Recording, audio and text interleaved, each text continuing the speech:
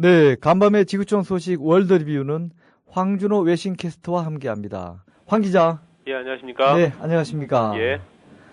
자, 이집트 시위가 갈수록 심각해지고 있습니다. 예. 대통령이 군의 최후 통첩을 거부했죠.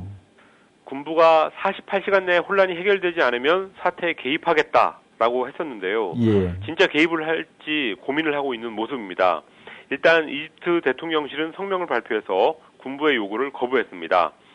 대통령의 승인을 받지 않은 군부의 선언은 혼란을 초래할 수 있기 때문에 대통령은 화해를 도출하기 위한 노력을 자체적으로 계속해 나가겠다, 이런 입장을 밝혔습니다. 예.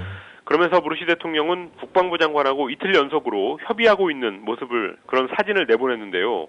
쿠데타 같은 것은 없을 거라는 시그널을 보내는 시도로 보입니다. 예. 군부 역시 쿠데타는 없다라는 말로 극단적인 개입은 하지 않겠다는 뜻을 밝혔습니다. 군부는 왜 고민을 하는 거죠? 개입을 해서 혼란을 수습할 수만 있다면 모르겠는데 그게 잘 안 되면 오히려 자기들이 타격을 입을 수도 있으니까 망설일 수밖에 없는 것 같습니다. 네. 이집트 군부하면은 최고의 기득권 집단이고 또 가장 엘리트가 많은 집단입니다. 그래서 재작년 무바라크 대통령 하야 때도 시민들이 군부한테 호감을 많이 표시했었고 군부가 좀 나서달라, 이런 요구를 했었습니다. 예. 그런데 무바라크가 물러나고 나서 17개월 동안 실제로 군부가 직접 통치를 하면서 오히려 점수를 많이 잃었었습니다. 정부 재정도 별로 없었고 또 투자도 안 되고 관광 수입도 줄어들면서 군부가 운신할 폭이 좁아졌었고요. 또 그러다 보니까 군부 물러나라, 이런 시위를 많이 겪었는데 예. 이번에도 다시 개입해서 그런 상황이 되풀이된다면 군부의 명성에 해가 될 수 있기 때문에 일단은 시위대하고 정부 사이에서 줄타기를 할 걸로 예상되고 있습니다. 예. 그렇다면 상당 기간 혼란이 계속될 수밖에 없겠네요. 그렇습니다. 그런데 걱정스러운 것은 이집트 사람들은 무바라크 30년 독재를 끝낸 것을 혁명이라고 부르고 있는데요. 이렇게 혼란이 계속된다면 결국은 반혁명의 기운이 커질 수밖에 없기 때문에 그 점이 걱정스럽습니다. 예. 몇 년 전에 한국에서 가장 유명한 중동 전문가한테 들었던 얘기인데 이런 말을 했습니다. 중동의 오래된 독재 상황, 이런 문제를 타개하려면 지금 이슬람 세력이 굉장히 강하니까 썩 좋은 건 아니지만 일단은 이란처럼 이슬람 혁명을 해서 이슬람주의자들이 집권 상태로 과도기를 어느 정도 보내고 예. 그 후에 새로운 사회로 나가야 된다. 특히 이집트가 그런 나라다, 이런 얘기를 했었는데 예. 실제로 그 말대로 이집트에서 무바라크 독재가 물러나고 무슬림 형제단이 집권을 했는데 이렇게 무능한 모습을 보이면서, 그래서 군사 독재에서 종교 독재로 넘어갔다, 이런 표현까지 듣기 때문에 이 혼란이 어떻게 마무리될지 앞이 안 보이는 상황입니다. 이에 대한 미국의 입장은 어떻습니까? 미국도 일단은 관망하는 태도입니다. 사실 이집트는 중동, 북아프리카 이 지역에서 상당히 크고 중요한 나라이기 때문에 수십 년 동안 미국이 신경을 많이 써왔습니다. 무바라크 독재 때는 이집트를 자기네 편에 뒀었다가 작년에 이슬람 세력이 정권을 잡으면서 혹시나 미국의 품에서 벗어나서 무슬림의 원수 이스라엘의 위협이 되지 않을까 전전긍긍했었는데요. 예. 그런데 이집트가 내부적으로 워낙 혼란스럽다 보니까 대외적으로 신경을 못 쓰니까 오히려 지금은 미국이 이슬람 세력이라도 일단 이집트를 안정시켰으면 하는 말을 많이 하고 있습니다. 아, 예. 군부에 있는 친미파들하고 어떻게 해보려고 할 수도 있는데요. 그런 공작을 또 티나게 하면은 역풍이 불 수 있기 때문에 굉장히 조심스럽게 접근하고 있습니다. 지금 보도를 보니까 미국이 조기에 이집트 대선을 하는 쪽으로 권유하고 있다, 이런 기사가 나왔는데요. 예. 뭐 미국의 뜻이 그렇게 아니더라도 아마도 그쪽으로 가지 않을까 예상되고 있습니다. 한편 미국의 정보 수집 활동에 대한 또 다른 폭로가 예고됐다고요?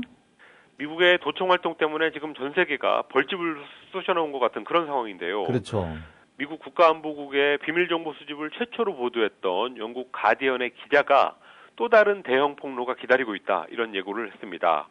글렌 그린월드 기자인데요. 폭스뉴스에 출연해서 미국은 물론이고 국제적으로도 그야말로 방대한 스파이 활동이 펼쳐졌다는 것을 말할 예정인데 세계가 경악할 거다, 이런 말을 했습니다. 예. 미국이 연루된 건지 아니면 다른 나라 사례인지는 말하지 않았는데 어쨌든 또 한 번 폭풍이 불 것 같습니다. 미국의 비밀정보 수집을 폭로했던 스노우든은 지금 어떤 상태인가요? 아직도 계속 모스크바 구성에 있고요. 예. 러시아에 냈던 망명 신청은 철회했습니다. 스노든이 러시아로 망명하고 싶으면 미국한테 해를 끼치는 행동을 더 이상 해서는 안 된다, 이렇게 러시아 정부가 못을 박았었는데 예.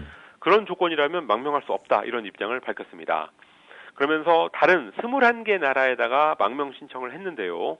반미 국가인 볼리비아에서만 어느 정도 긍정적인 반응이 왔고 대부분의 나라들은 지금 슬금슬금 뒤로 물러나기 때문에 잘못하면 국제미아가 되는 거 아니냐 이런 우려가 나오고 있습니다. 예. 스노든은 미국이 자기의 망명을 방해하고 있다 이렇게 오바마 대통령을 비난했습니다.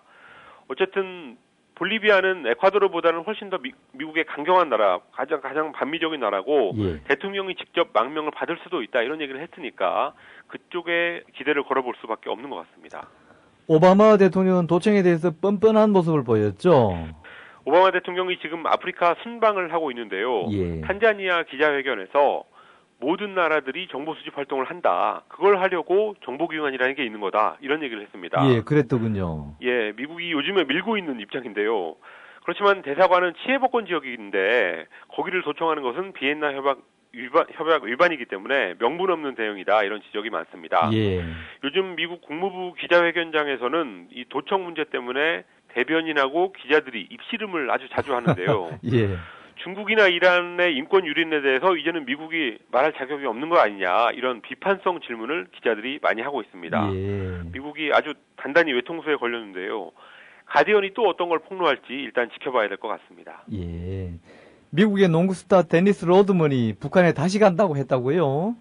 올 초에 북한에 처음 갔다 와서 언젠가는 다시 갈 거다 이렇게 예고했었는데 다음 달에 평양에 간다고 밝혔습니다. 예. 지금 북한에는 한국계 미국인 케네스 베가 간첩 혐의로 복역하고 있는데요. 북한에 가서 자기가 케네스 베 석방을 부탁할 거다 이런 얘기를 했습니다.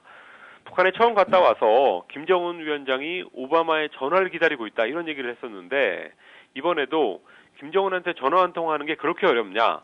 새로운 세상이니까 손을 내밀어서 친구가 되라 이런 말을 오바마 대통령한테 했습니다. 김정은 위원장으로서는 어쩌면 유용한 스피커 하나를 얻은 셈인데요. 그렇지만 로드먼이 자기가 노벨 평화상 후보다 이렇게 얘기하고 다니면서 스스로를 좀 희화하고 있기 때문에 그렇게 훌륭한 스피커는 아닌 것 같기도 하고요. 또 뭐 원래 무게 잡는 사람이 아니기 때문에 뭐 어느 정도 익스큐즈가 되는 면이 있는 것 같습니다. 네, 그렇군요. 네. 자, 황 기자 수고하셨습니다. 예, 감사합니다. 이상 황준호 기자와 함께했습니다.